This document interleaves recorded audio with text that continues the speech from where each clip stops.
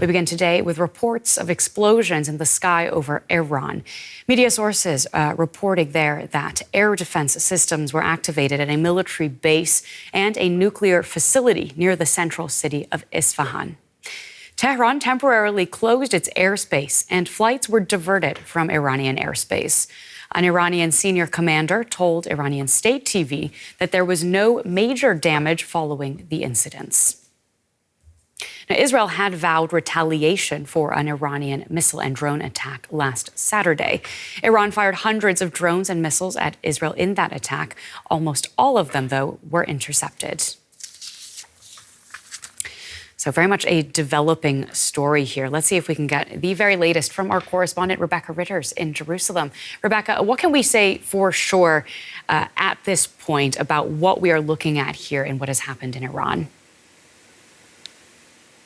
Well, Claire, I'll preface everything with saying that what we can say for sure is very limited. This is, as you say, a developing story. The picture of what really happened is still very much unclear. Very difficult to say what we know for sure. What we do know, as you mentioned, is that US officials have confirmed to US media, we're seeing those reports, that an Israeli counterstrike has taken place. There were reports in the early hours of the morning of explosions over that southern city of Isfahan. We're also hearing of reports that there was a separate reports of explosions over another city, Tabriz.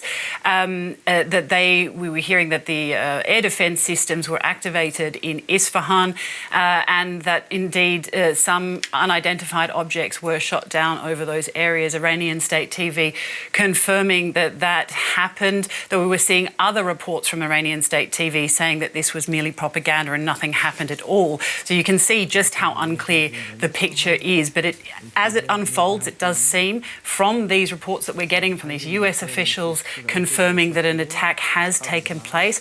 We've heard no comment from Israel. We have reached out to the military.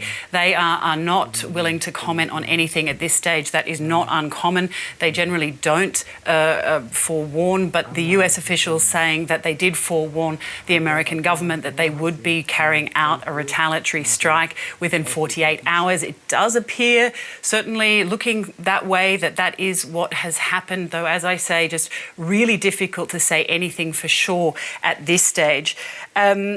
What we do know, though, is that the airspace was closed over parts of Iran. Certainly airports were closed. That has all been reopened now, so that giving an indication of, Iran thinking that that is the end of the attack. We've heard from the Home Front Command, or rather I should say we haven't heard anything from the Home Front Command here in Israel, issuing no warnings to civilians. That perhaps giving an indication that Israel is also not imminently worried of any retaliation from Iran. But as I say, these reports developing, we're keeping across everything here, very much not a clear picture this morning, Claire. Now, Isfahan is home to sites associated with Iran's nuclear program. Can you tell us a little bit more about Isfahan and whether that might make it a potential Israeli target? That's true. It is an area that does have nuclear facilities. That, of course, was one of the concerns, that Israel would directly attack one of those facilities. It doesn't appear to be the case, certainly not from what we're hearing. Iran state media was very quick to say that the Iranian nuclear facilities in the area were safe. They were unharmed. It's not clear whether they were the target. We've also had confirmation from the International Atomic Agency confirming that there has been no damage to those nuclear facilities in the area. So it's very difficult to say whether or not that was the aim. Potentially, one could assume that it may have been, if this is confirmed as an Israeli strike, that may be something that they were trying to, appear to be attacking. But yeah, as I say, very difficult to say at this stage. Only know that confirmation has come out that there has been no damage to any nuclear facilities. Though Iran has been very clear to say that should something like that happen, should there be a direct attack to any Iranian targets, that they would strike back and strike back decisively. So we're waiting now, of course, to see whether there'll be an Iranian response to this. reported attack. But at this stage, very much events unfolding. Now, since the weekend, all eyes have really been on Israel. The ball has been in its court since those Iranian retaliatory attacks, which did cause more limited damage than they could have. And Biden warned Netanyahu to take the win, suggesting that this was actually a loss for Iran. Does this, what we're seeing here in Iran now, suggest that Israel is taking Biden's advice here? It certainly appears that way. As I say, and I'll reiterate again, that we just don't simply know exactly what has been carried out overnight. We don't know yet 100% whether this was an Israeli attack, though it's certainly looking that way. But if it is confirmed, and if indeed that is the end of the retaliatory attack, then we could definitely take it to mean that Israel was or has been listening to the Biden administration in particular, but other allies as well. German foreign minister was here just the other day, as was the British foreign minister, and both were urging restraint in this area, that no one wants to see a wider conflict break out and a direct conflict between Israel and Iran. So, certainly a lot of pressure being put on Israel to take, as you say, what Biden said in that call to Benjamin Netanyahu shortly after Iran's retaliatory attack on Saturday, was that they should take this as a win. 99% of those missiles were shot out of the sky, they were intercepted, and that this should be taken as a win for Israel. And in fact, almost urging not to retaliate at all. Israel said that was absolutely not okay, that they were definitely going to retaliate in some way. But it does appear that they have been convinced to make it a very limited retaliation. There were reports yesterday, in fact, in local media and US media saying that that Israel had agreed to carry out only a limited attack for the tacit agreement or approval of the US to go into for a wider attack into the Gazan city of Rafah, that southern city that we've been talking about for so long now, where so many Gazans are sheltering from the rest of the Strip. And that is something that we've been hearing reports of, that Israel say that it would agree to a much smaller retaliatory attack in Iran for the tacit approval of its operation in Rafah. So perhaps that is what we're seeing. But once again, I'll reiterate that we still don't have a clear picture of exactly what has taken place. Rebecca, thank you very much. That's DW's correspondent Rebecca Ritters in Jerusalem. And we can speak now to Behnam Taleblu. He is a security analyst at the Washington-based Foundation for Defense of Democracies. Welcome to the show. After the Iranian attack on Israel at the weekend, Israel promised it would strike back on its own time frame. Now, we have U.S. officials declining to comment, but U.S. broadcast networks quoting unnamed U.S. officials to say that Israel did carry out this attack on Iran. Is that also your assessment here? Pleasure to be with you. Yes, that's the latest, and that continues to be my assessment. I'm also keeping an eye on the Iranian media. They have an interesting spin of things, saying that, yes, indeed, Iranian air defenses have been activated. They also allege that some smaller drones were shot down, but that there was no major damage. It's too soon to tell if this is an off-ramp or the beginning of a much larger operation, or, as your previous correspondent mentioned, some kind of political quid pro quo to take the focus off Iran and to go back to Rafah and potentially finish the job vis-a-vis Hamas. Lots of fast-moving parts. But again, to reiterate, in the high likelihood that this is Israel, and again, I'm inclined to believe those U.S. media sources that were based on those unnamed U.S. government officials, this is indeed retaliation for that barrage of 300-plus ballistic missiles, cruise missiles, and drones that Iran shot in a historic first direct attack against Israel. Because even in the lead up to that direct attack, Israeli officials were messaging if Israeli territory was struck, Iranian territory would be struck.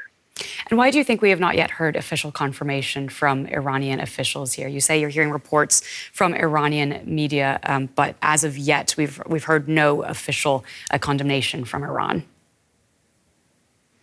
Because to tie it to Israel would, in this case, have to invoke the new doctrine in the aftermath of Iran's historic strike, that the IRGC had claimed that if there was an attack by Israel on Iran's assets, even outside of the country, but definitely if it was inside the country, that the Islamic Republic would reserve the right to respond with overt military force from within their country. Again, so kind of a change. The Islamic Republic moving further and further out of the shadows in what previously was a 40-plus year shadow war with the Jewish state. So that might be tamping down expectations for escalation, particularly at a time when the vast majority of its projectiles were indeed intercepted and shot down.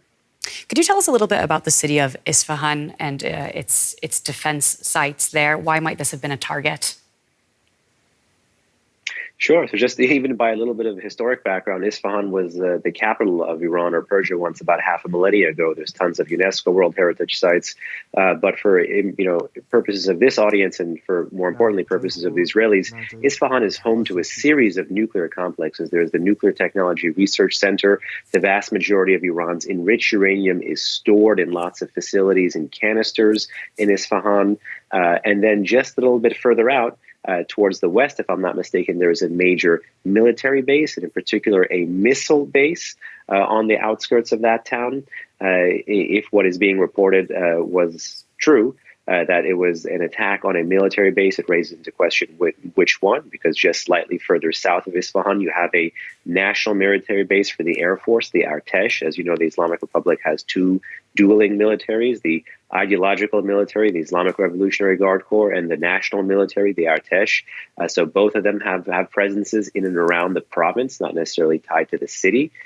So the last thing is, because Iranian air defenses did indeed fire, one thing the Israelis may have been able to do, if again it was done with drones, was to, under a threat that could go under the radar, spook the Iranians, get them to fire the air defenses in and around those vicinities, particularly in and around the nuclear and the military and the missile facilities, so that their positions could be determined and in this sense be a potential future target. So you're suggesting that it could be a way of testing Iran's defense capabilities. Do you think that that is also what Iran was trying to do with Israel when it launched its drone and missile attacks over the weekend? It's an excellent question. I think it is part of what they wanted to do. Sometimes the Occam's razor approach, or the simplest explanation being the most likely, does indeed hold true with Iranian behavior, even though there's multiple levels to it.